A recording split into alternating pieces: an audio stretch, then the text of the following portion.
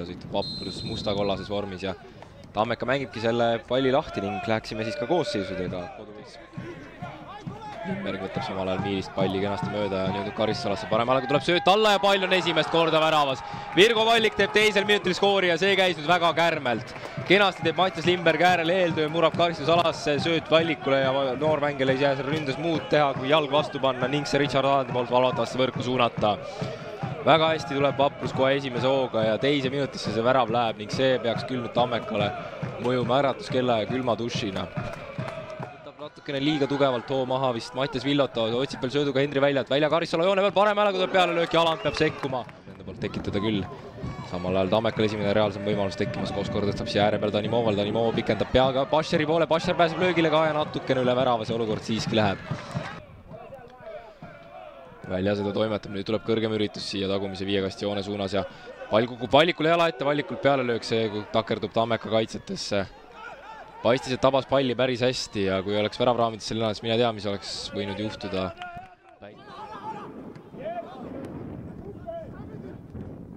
Ja nüüd eksib Vaino siin palli puhtaks löömisel, Pajol tekkimas ründevõimalus, üritab läbisööduga Vallikut leida, kas Vallik pääseb löögile ka, Vallik pääseb löögile ja värav paistab esimese hooga, et loeb, lipp püsib maas ja saab Virgo Vallik siit oma teise tabamuse kätte ja saab Pärnu Vaprus tiimina siit teise värava kätte 35. minutil. Taaskord eksib Tammeka ise, tuleb Vaprus vastu ja seekord kasutatakse see moment uuesti ära. Tammeka 0, Vaprus 2 ja kokkuvõttes on hetkeseisuga Tammeka avapoolega olnud märksõnale kohutav vastav, julgen ma öelda. Vapruse fännileer saab korralikult rõkata ja tähistada, selleks on neil ka muidugi täiemahuliselt põhjust ning Virgo jooksu peale suuseisu lipp püsib esimese hooga maas. Lastakse need olukord teadupärast lõpuni mängida. Sööt allapoole, Aland sekkub jalaga ja nüüd Joonas Silt tuleb tagapoole parema jalaga suurepärase kuuli teele ja 3-0 on skoor. 37. minutil läheb Joonas Silt palli peale ja vajutab selle täiest südamest värava alla nurka ja läheb sinna Vaprate kaalude ette tähistama ka. Suurepärane pealelöök Vapruse wingbackilt ja see on praegu Pärnu Vapruse poolaeg. See on praegu Pärnu Vapruse pidu ja tähistus ning neil on selleks ka täielik põhjus. Ja Tammeka kärssab ja põleb täie hooga. Tähistab siin Sild nii, kuidas torus tuleb ja saab selle värava 37. minutil enda nimele. Ei oska kommenteerida seda Tammeka pealt olekut ja seda, kuivõrd kehvasti neil tegelikult tavapoole kulgenud on. Kordusest ka seda situatsiooni võimalik kaeda nüüd. Kapper siin konksutas, kannaga jättis Limbergile. Aga jah, see võitluse ja põlemise asi kehti ainult Kapperi kohta, kompliment tervele Vapruse tiimile, nüüd siin Nõmm peab sekkuma ja saab ikkagi posti kõrvalt selle palli kätte. Tammekal väravas endiselt number 94 Richard Aland, kaitseliin paremalt 27 Laurit Sõõmpuu, 4 Mait Vaino, 26 Kainat Ando Kumpe, palliga päästakse siit kuidagi löögile ja tuleb 4. värav ära.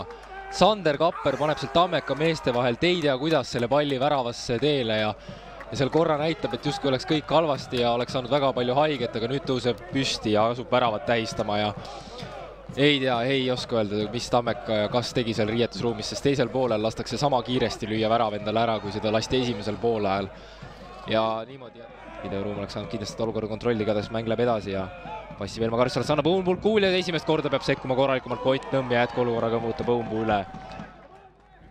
Atanda tuleb Kapperi selja tagant, saab selle palli kätte, on samuti tsenderdamiseks koht olemas, Nigeeria endisel noortekoondisele tuleb viiekasti joone suunas pall, üritab Bascher kääre panna ja virutab Magnus Villotale vastu nägu ja Ahmed Adebayo Bascher läheb nüüd minema selles olukorras. Mehed on seal omavahel korralikult sõlme minemas, Joonas Janovici taskust tõuseb teine kollane kaart 68. minutil ja kokkuvõttes saab Ahmed Adebayo Bascher ühes sellega punase ära. Üritas seal käärlööki teha ja Tammeka mängijatel on korralikult küsimist ja seletamist, et kuidas võimalik on, kui mängija läheb lihtsalt akrobaatilist sooritust nädalal. Mees omasid aidata ei saa. Vaatame siit pealelöögi koht Joosep Põdral tekkimas, aga see mandub reklaamtahvlites. Viies veel. Limberg jõudnud taaskord Karissalasse Vallikult paremalaga pealelöök, Aland on kenasti vahel ja see viies ei olnud üldse kaugel 75. minutil. Limberg lülitavad seal kõik rünnakule, Virgo Vallikul on võimalus minna oma kübaratrikk lüüa, kas ta suudab seda teha, läheb Alandist mööda ka, vasakule, kui tuleb pealelöök, aga selle võtab Kallas esipostist ära. Põder. Pealelöögi koht tekkimas hetkel siiski, Vallik uuesti paremale äärele väljale annab, ohtlikult senderdus tuleb ja lendab see, paistab esimese hooga värava küljevõrku ikkagi. 2 Tammeka meest müüri pandud on ja ilmselt läheb pealelöögile, läheb välja pealelöögile ja päris hästi tuleb see pall, Aland ei ole püüdmisel kõige kindlam, aga Vaprusel veel võimalus tulla, väga hea söödu paneb välja sealt vahele Vallikule, Vallik veel alla Veensalule, kas Veensalu läheb löögile, ei, mängib veel kõrvale, väljal peale löök ja 5 on tõsiasi. Kui ilusa kombinatsiooni tulemusena paneb Vaprus kirsi tordile ja lööb selle 5. avamuse 90. minutil ära. Ja see oli nüüd rünnaku musternäidis. Korra tundus, et võib-olla selle viimase Veensalu sööduga mängitakse situatsioon üle, aga siiski mitte. Saab ka välja enda nime märkmikusse kirja siis värava lööjana ja sellega on Tammeka lõplikult maetud. 5-0 seljavõit pärnakatele, tõsine avaldus edasiseks hooajaks, mängimaks kõrgematele kohtadele veelgi ja kohe kõlab ka peakohtunik Janovitsi lõpuvile, ühtegi lisaminutit siit ei tule ja ei ole põhjust tegelikult anda ka, aga väga kenasti lahendatud olukord ja Tammekal on ikkagi täna tõsiselt must päev.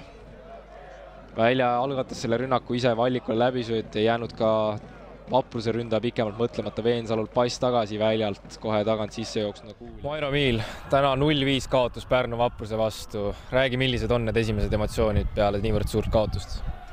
Seega ilmselgelt head ei ole. Polegi midagi, noh. Pärnu võttis revansi, mis 6 aega nad said ise meilt suurelt, nüüd saime meie ja eks ta esimese poole taha jäi pigem.